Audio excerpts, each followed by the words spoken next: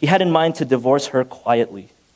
But after he had considered this, an angel of the Lord appeared to him in a dream and said, "Joseph, son of David, don't be afraid to take Mary home as your wife, because what is conceived in her is from the Holy Spirit.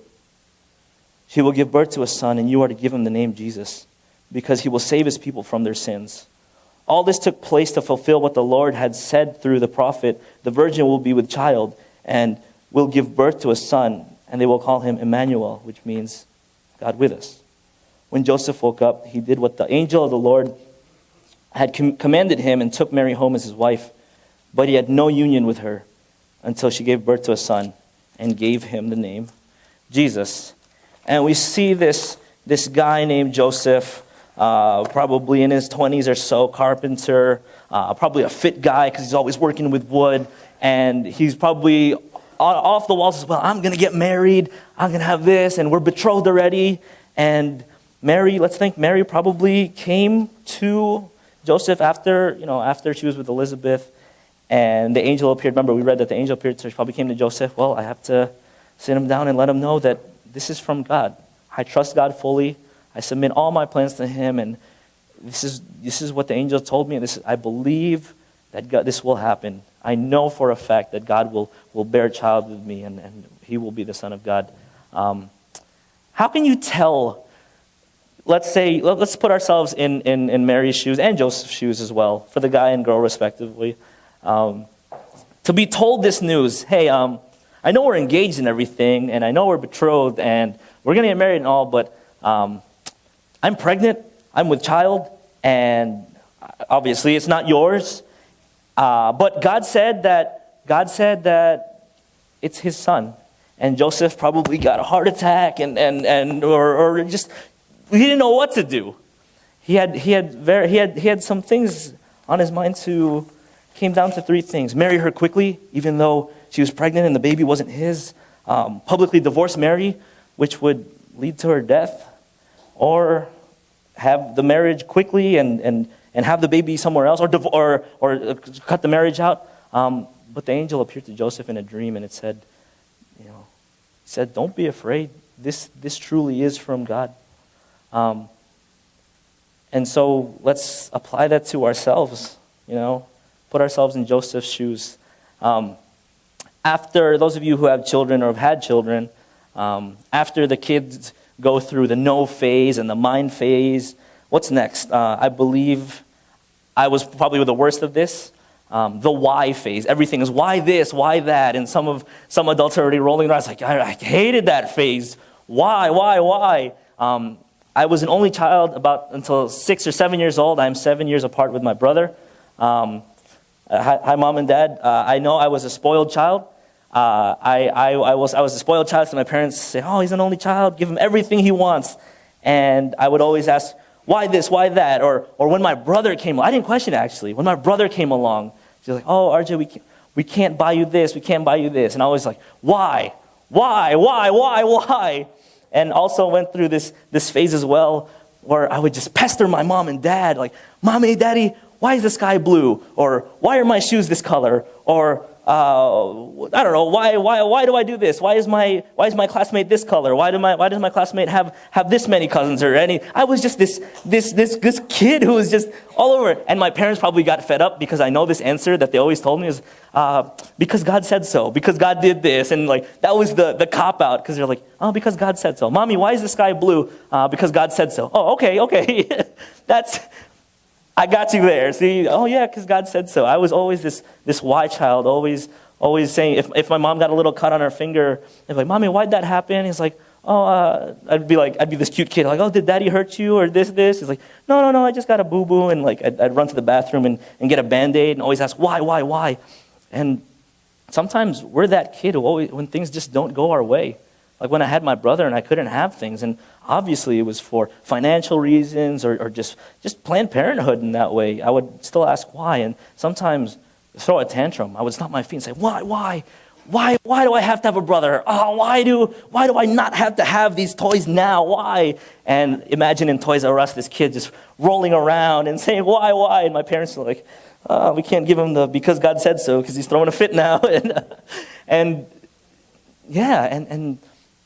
in the life of Joseph, we didn't see him, why this have to happen? Why this? No, Joseph he already knew he wasn't going. At first he was probably thinking, I don't want this woman that I love, that I'm betrothed to die. I don't want this woman I still want to be with her, or whatever it may be. It's just that's not my child. And how can this child be from God? I know the prophecies say, it'll come from our lineage, King David, but how can this be? And so Joseph went to bed, and the angel appeared to him and said, do not be afraid of this. Everything that Mary has said is true, is from God. And once again, how many of us can say, man, I have to submit my plans to God. And everything that I have to do, everything that I wanted, all I ever wanted, all I, so selfish of me, but all I ever wanted was things for myself, to be married or to have kids with her. And here she comes at me with, you're pregnant? But it's the Son of God. It's God's plan that Jesus, or the Son of God, and his earthly parents would be Joseph and Mary. Imagine how mind-blown that would be. And sometimes it raised the question, was Joseph ever disappointed? Because it's all, why me? Why this? But no, Joseph and Mary, shown first, has seen submitting their plans to God, to everything that he said. Everything that he says and will do, is once again, he knows the plans he has for us. We have to trust our God in all his sovereignty completely. There's no way that we can plan for this, and it's hard, like I said, being a millennial pastor now and seeing so much to be told. You have to have this, and you have to have this, and you see it before me, and you have to get this job, and you have to be ready this. That's not the case with God, am I right?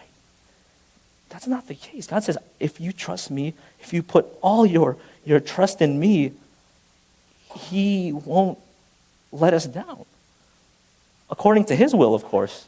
He won't let us go hungry or that, all for his will.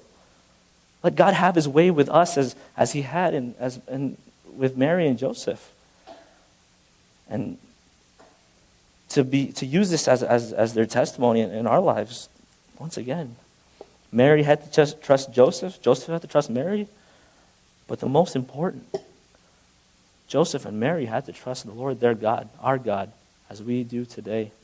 And so he thought to divorce her quietly, but the angel appeared and said, "This is all true.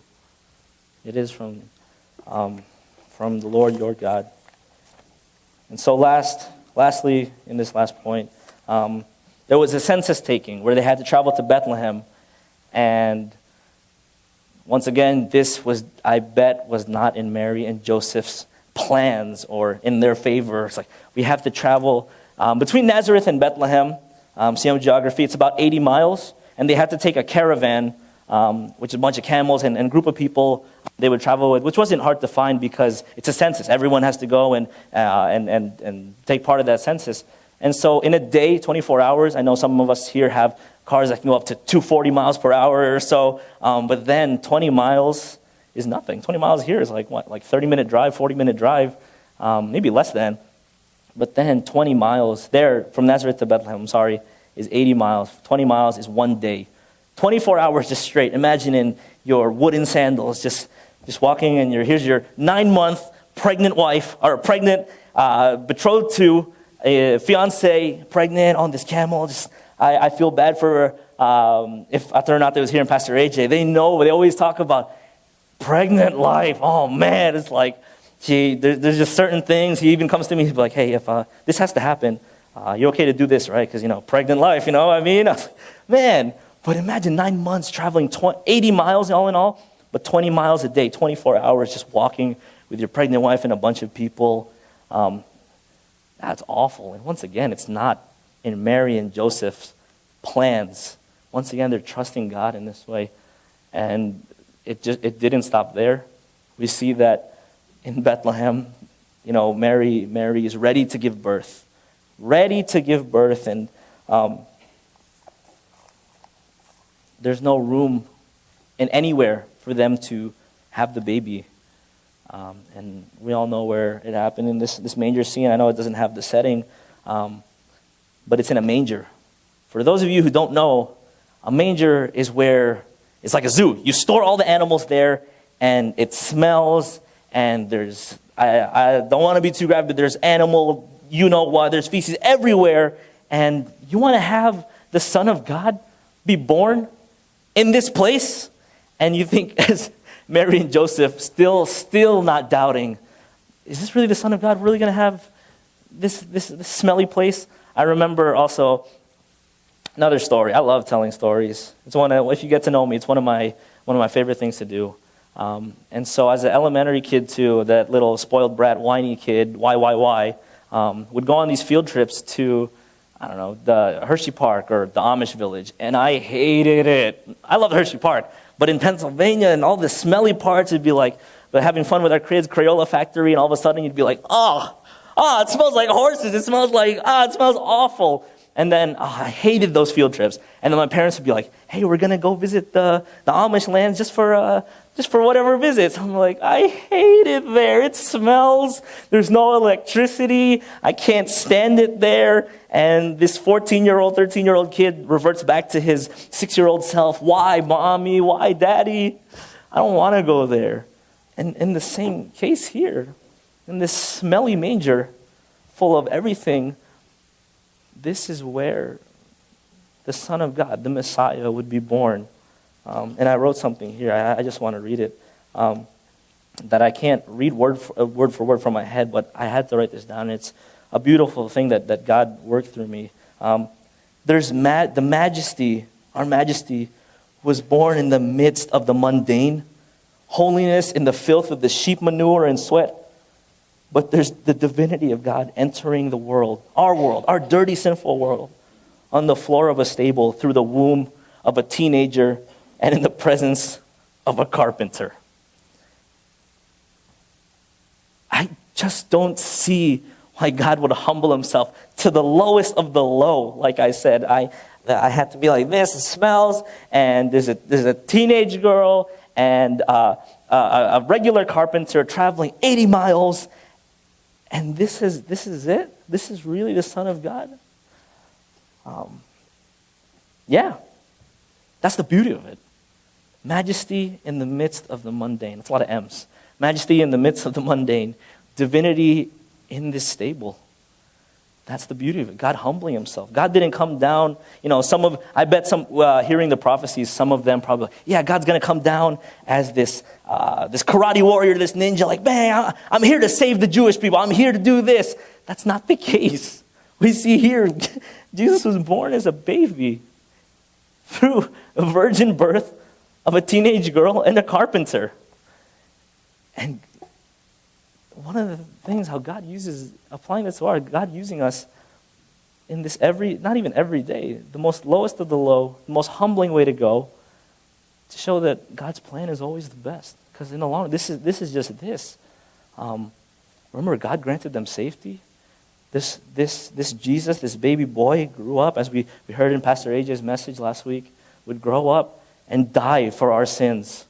Already humbling himself, being born this way, but also to suffer the death of cheaters and stealers and adulterers on a cross hanging. And this is why we can join him today in heaven once we leave this earthly place. And I thank God. I'm so blessed to know that he was born from this simple manger, that he would humble himself, because that is the greatest example. Even as a baby, that is the greatest example, to humble ourselves and say, God, my plans are not of my own. God, have your way in me. It's not, the song says, so have my way in myself. It's ridiculous. Lord, I offer my life in certain aspects. Lord, I offer my entire life.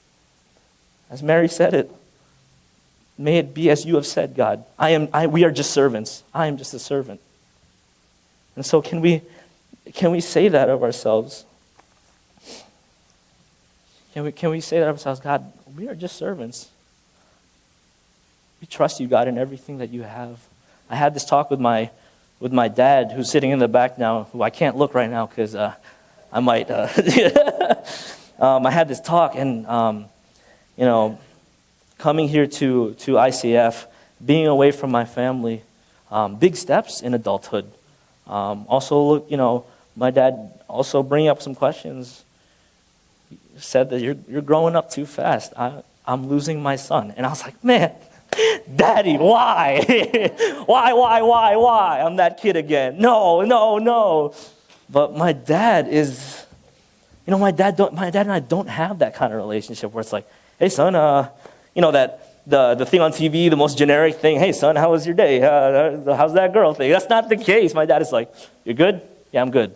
Good. I was like, that's pretty much it.